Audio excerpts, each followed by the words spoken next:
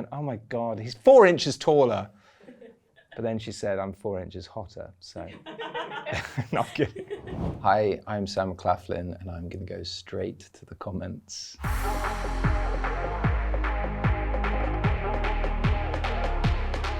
So this is one for the guys out there, really. Is it just me, or on the rare occasion when you're really tired, do you ever just think, you know, do you know what, this? Sorry, I'm just gonna sit down and pee. This is a rambling video of my stupid face and chest hair. I was really jet lagged in LA and I was so tired. And I thought, do you know what? I'm just gonna sit down and pee. And I thought I would talk to TikTok about it. So I'm gonna read the comments now. Saya, Taylor's version, said, this video did not reach the men.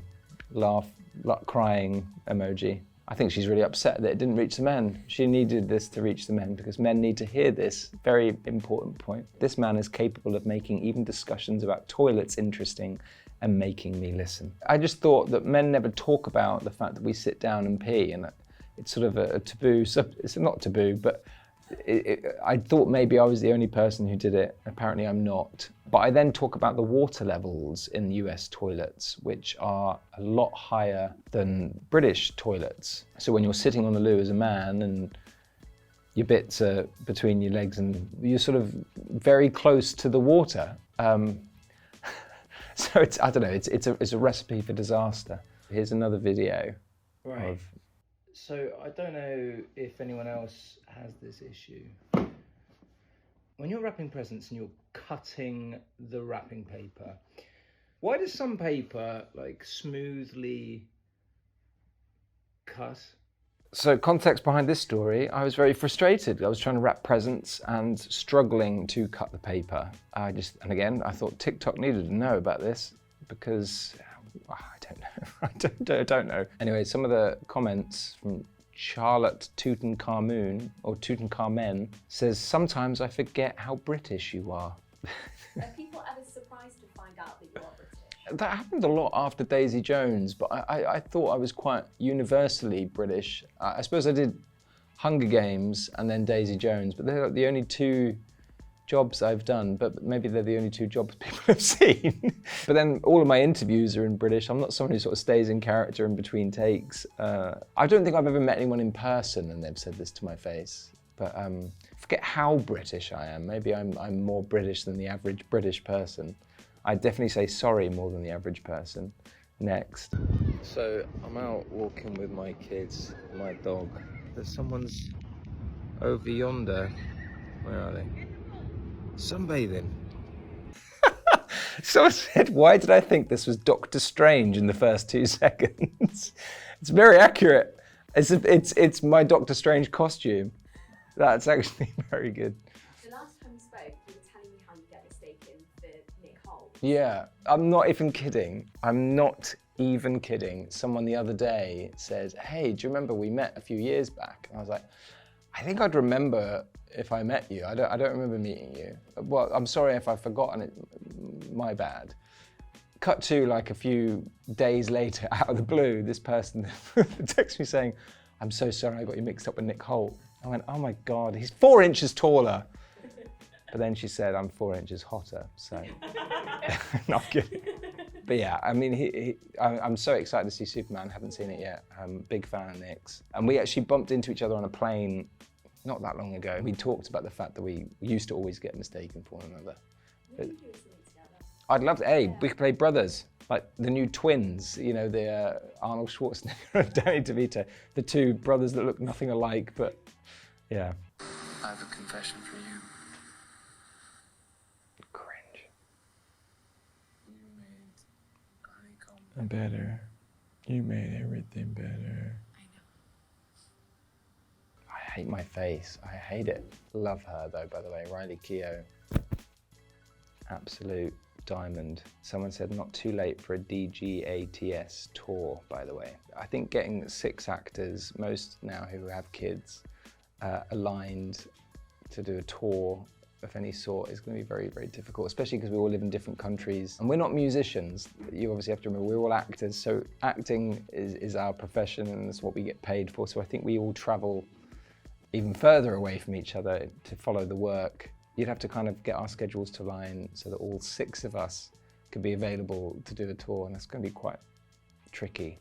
But I would be up for that. I'd love to do that. Suki Yeah, I think it was her first ever job when we worked Daddy. together, and we were trying to figure out how old she was. I think she was 20, and I was sort of like 24. So it's a long, long time ago. Long time ago. But no, Not funny. I think when you meet her and you spend any time. I guess I call him. She calls me a set daddy. And Suki said, "So daddy of you, Sam Claflin." And I don't know what that means. To me. It's a compliment. She used to call me set daddy, not because of like the Pedro Pascal daddy instant, but it was more because I was super organized and I'd know all the answers to everything. So it was more the practical sense of daddy rather than lustful. I love that you said Pedro inspired daddy. Well, yeah, we all love Pedro. He is the king of daddy. He's the daddy of all daddies. I'm an actual daddy, like who can, you know, make sure that you get to school on time and make sure you're wearing the right uniform. That's the kind. My daddy. Oh God, I'm useless. Oh, Lynn. I had to be carried around by Sam Claflin, you know, and he, you know, he's such a bow wow. I don't know. Such a bow wow. Can hear her laughing. Do you know what? That's really because she's passed away now, and honestly, I loved her with all my heart. That little laugh. We used to be sprinting through the jungles of Hawaii, and I would really be like intensely sprinting, carrying her, and she would just be laughing in my ear, going ah ah ah ah ah. And Francis had to pull her aside. The director had to pull her aside and say, "Look, Lynn, the thing is, Mags is a mute. She doesn't speak. She makes no sound. So can you not?" She's like, I'm trying. It's just so much fun." But yeah, I'd carry that woman anywhere, honestly. She was such a sweet lady and such a joy to be around. So yeah, rest in peace, my love. The comment said, and they went home and Finnick got to be a father and Mags was the sweet grandmother. That's totally what happened. The fun fact is we were told, I was strictly told not to drop her in the water in the you know, the cornucopia scenes. So what did I do? The first take that I carried her, I sprinted as fast as I could and my foot slipped, and I was so desperate to cling on to, like, not let her go, that my knee took the brunt of the fall on the rocks.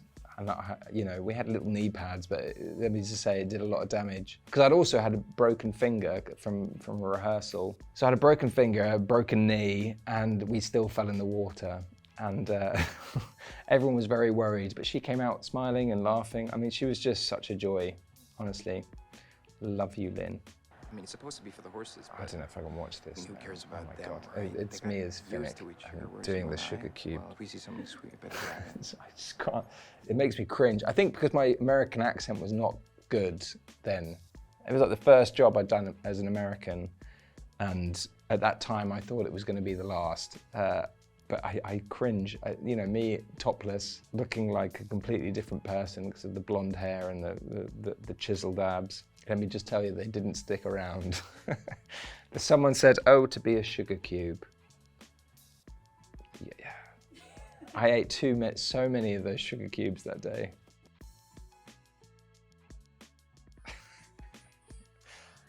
I have to say, it's like incredibly sensual drinking of water from a tree. Sap, you might call it. I can't believe it came out looking like that, but I remember them saying, "You haven't had a drink, you're so thirsty. You're so thirsty, like you're desperate." So this is me making love to the water, basically, with my mouth, and then splashing it on my face. Good Lord. Anyway, someone said, the way I knew I would die for Sam Claflin after this. Please don't die for me. Finnick, you die for Finnick. Yeah, that's okay. Smash, Max smash, Irons. smash, smash, smash, smash, smash. Someone just saying smash, smash, smash, smash, smash to all the boys from the Riot Club. And someone replied or said, nah, they were all terrifying in that movie. Max partially. That was an amazing experience, like working with the lads. And I have to say, the press tour for that job was debaucherous. The amount of hotel rooms that we were, I don't know if I'm allowed to talk about it honestly, but we broke things, and not purposefully. It was just, you know, like, is this like a curse that's hanging with us because of the characters we played? Like I remember we were trying to push this is the tamest thing that happened, but I remember we were trying to push 2 tables together in like the garden of a restaurant in a hotel. And there were glass tables, very like metal frame. As we pushed them together, the glass on both tables just exploded. And it wasn't like we shoved them together and we were like, what the hell just happened? But obviously all the glasses that sat on the glass tables, everything smashed. So we just looked like we were going around like breaking things. But honestly, it was like no one was doing anything untoward. It was just like a curse that was following us. We were out together the whole night, Alex. Love And all the while Rosie. your girlfriend was at home expecting a baby. And you didn't say. Come on, Rosie, nothing happened. We're just having some fun. That's what you got me over here for then. Nostalgia. Just some fun. I wanted to see you, for Christ's sake. You're my best friend. Or maybe you needed someone from your old life to point out the truth. Okay, can we just She's stop great in the this. psychobabble here and just... Brilliant British Like accent, by the English way. people, Absolutely please. nails the British accent, which is not an easy accent to do. And I've actually just got back from shooting a job in Dublin. This is only my second time being there, and my first time was all the way back to Love Rosie. And my dog is called Rosie because I got her during filming Love Rosie. I think we shot all of my stuff in like 2 weeks. So there was and I think another 2 weeks that, followed after me, the rest of the movie. But it was a great crack, as the Irish would say. Someone said this movie could have been over in 5 minutes if they would have just talked to each other. I mean, this is the issue that we all suffer with today. Most relationships would be over in 5 minutes if we just talked to each other, or you'd realize that someone was actually right for you. Communication is key, guys. As a man from many failed relationships, let me tell you, communication is very important. It's me before you. The joy on her face. Tights. Really, thank you. I just remember Matt saying the line tights about 7,000 times. They were just on him on a close-up, but he just kept going, tights, tights, tights. Just went on and on. But yeah, honestly, one of my favorite experiences. Went through some things, during that period of time. I think just learning about, Dignitas and all things euthanasia was not, necessarily an exciting thing to be reading about or learning about, but it was so insightful and, truly kind of life-changing as a movie and as an experience. And someone said, it's not about the material thing, it's about the thought he actually listened and got her what she wanted and not what you think she'd like. And this is a very accurate description of why relationships break down. Men, we need to listen, because we're gonna get it wrong, let's be honest. Ladies and gentlemen, the Count of Monte Cristo.